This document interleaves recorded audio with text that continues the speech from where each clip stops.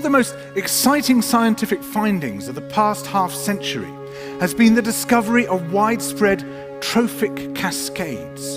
A trophic cascade is an ecological process which starts at the top of the food chain and tumbles all the way down to the bottom.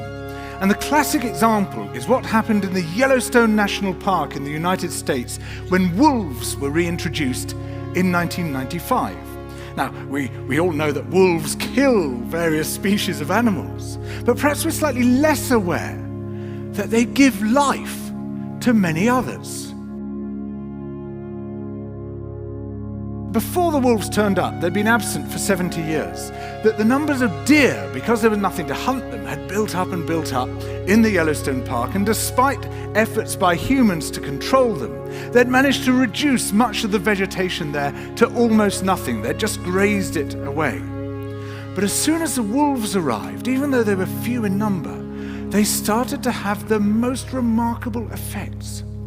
First, of course, they killed some of the deer, but that wasn't the major thing. Much more significantly, they radically changed the behavior of the deer. The deer started avoiding certain parts of the park, the places where they could be trapped most easily, particularly the valleys and the gorges. And immediately those places started to regenerate. In some areas, the height of the trees quintupled in just 6 years. Bare valley sides quickly became forests of aspen and willow and cottonwood. And as soon as that happened, the birds started moving in. The number of songbirds and migratory birds started to increase greatly. The number of beavers started to increase because beavers like to eat the trees. And beavers, like wolves, are ecosystem engineers. They create niches for other species. And the dams they built in the rivers provided habitats for otters and muskrats and ducks and fish and reptiles and amphibians. The wolves killed coyotes, and as a result of that, the number of rabbits and mice began to rise, which meant more hawks, more weasels, more foxes, more badgers. Ravens and bald eagles came down to feed on the carrion that the wolves had left. Bears fed on it too, and their population began to rise as well, partly also because there were more berries growing on the regenerating shrubs. And the bears reinforced the impact of the wolves by killing some of the calves of the deer.